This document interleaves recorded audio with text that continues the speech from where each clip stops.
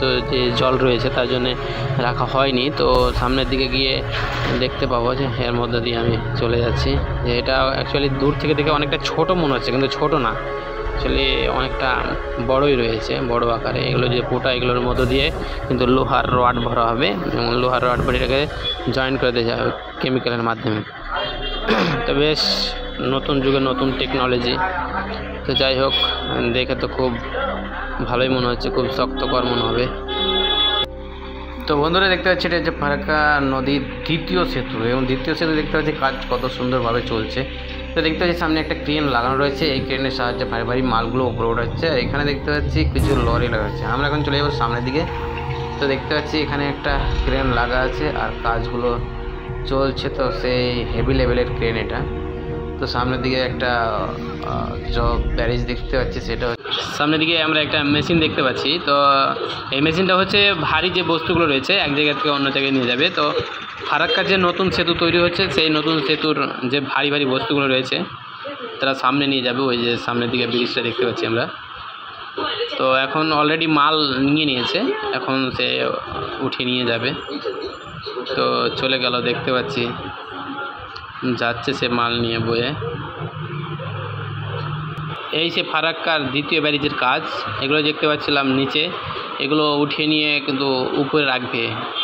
সেই ছোটো ছোটো খণ্ডকে বসিয়ে দিয়ে পুরোটাই একটা ব্যারিজ সিস্টেম তৈরি করছে। তো দেখতে পাচ্ছি কিছু কিছু পিলার কিন্তু এখনও ফাঁকা রয়েছে, আমরা সামনের দিকে দেখতে পাচ্ছি। এই নিচ দিয়ে কিছু বাইক যাচ্ছে, জায়গাটা কিন্তু শুকিয়ে দেওয়া আছে পুরোপুরি। সামনের দিকে যে পুরনো ব্যারিজটা দেখতে পাচ্ছি, ইংরেজদের আমলের ব্যারিজ, আর এটা হচ্ছে দ্বিতীয় ব্যারিজ। এটা অ্যাকচুয়ালি চায়নাদের হাত থেকে করছে, এটা পুরোপুরি চায়নার টেকনোলজি আছে। আমরা সামনের দিকে গিয়ে দেখি, এটা দেখুন পুরোটা দেখা যাচ্ছে মনে হচ্ছে মোটা, আর দূর থেকে যখন দেখছি তখন মনে হচ্ছে অনেকটা সরু বা আলাদা রকমের একটা দেখাচ্ছে। তো আমরা এখন সামনের দিকে যাই। পুরোটা শুকিয়ে দেওয়ার ফলে একদম বালি বালি করে দিয়েছে, যেদিকে চোখ তাকাবো একদম বালি দেখে মনে হচ্ছে মরুভূমি চলেছে। তো এই দেখুন বাড়িকে একটা খণ্ড হয়েছে, আর দেখতে পাচ্ছি এটা অ্যাকচুয়ালি 4 লাইন হচ্ছে।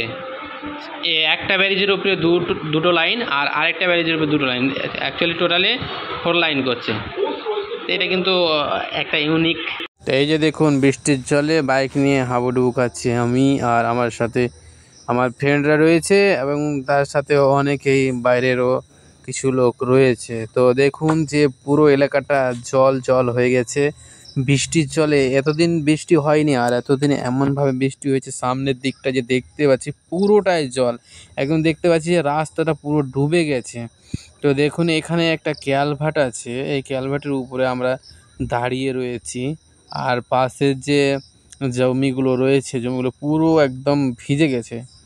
তো এই মুহূর্তটা সত্যি খুব কিন্তু অসাধারণ লাগছে। এমনিতেই হয়তো মানুষের অনেক ক্ষতি হলো, কিন্তু আমাদের যে রাস্তাটা ডুবেছে না, কিন্তু সেই দারুণ লাগছে কিন্তু এখানে।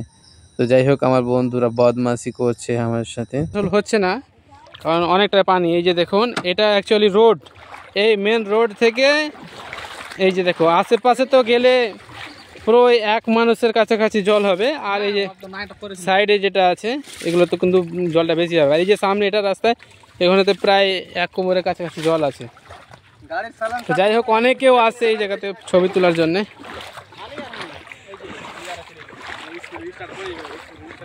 উপরওয়ালা না যখন দিবে তখন কেউ নিতে পারবে না, এমনভাবে দিয়েছে নেওয়ার ক্ষমতা না। এই যে দেখুন পানি দেখাচ্ছি, এই যে আসবে সব। তো দেখাচ্ছি কিভাবে আসছে, কতটি জল হচ্ছে। এই যে দেখো পিছনে ঘাস নিয়ে আসে, এই যে দেখো একটা আসছে,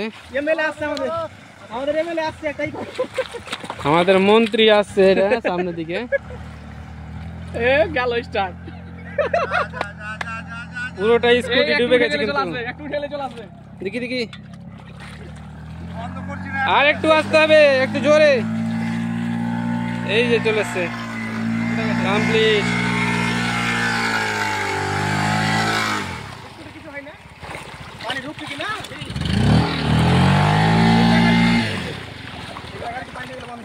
এই যে দেখো কত লোক, যখন সন্ধ্যা প্রায় 4টা ঘনিয়ে আসবে তখন এখানে লোকের শেষ থাকবে না, অনেক লোক থাকবে এখানে। লোকের সংখ্যাটা বেশি পাওয়া যায় বিকেলে।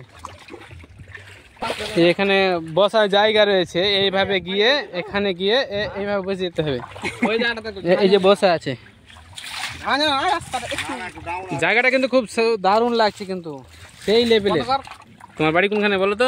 আমার বাড়ি পুরোটাই রাস্তার উপরে জল জমে একাকার হয়ে গেছে। আমরা এখন সামনের দিকে যাবো, কীভাবে যাবো সেটা মোটেও বুঝে পারছি না। তো যাই হোক, আশেপাশে যেগুলো দেখতে পাচ্ছি পুরোটাই শস্য জমিগুলো ভিজে গেছে। তো এখানে সামনের দিকে একটা রাস্তা, তার সাথে ডান সাইডে যেগুলো ফাঁকা পড়ে আছে সম্পূর্ণটাই জমি কিন্তু কৃষক ভাইদের। তো এবার কৃষকদের পুরোটাই লস হয়ে গেল, কিন্তু উপরবেলায় এমনভাবে বৃষ্টি দিয়েছে যে বৃষ্টির কারণে কিন্তু পুরো কৃষক বন্ধুরা মরে গেল। দেখুন এই রাস্তার উপরে আমরা একটা কালভার্টের উপরে দাঁড়িয়ে রয়েছি, পিছনে সেই ব্যাকগ্রাউন্ডে দারুণ লাগছে। আমি এবং আমার সাথে অনেকে ফ্রেন্ড রয়েছে এবং তারাও আছে আমার সাথে। তো যাই হোক, অত কথা না বলে আমার ভিডিওটা আমি এখান থেকে শেষ করে দিচ্ছি।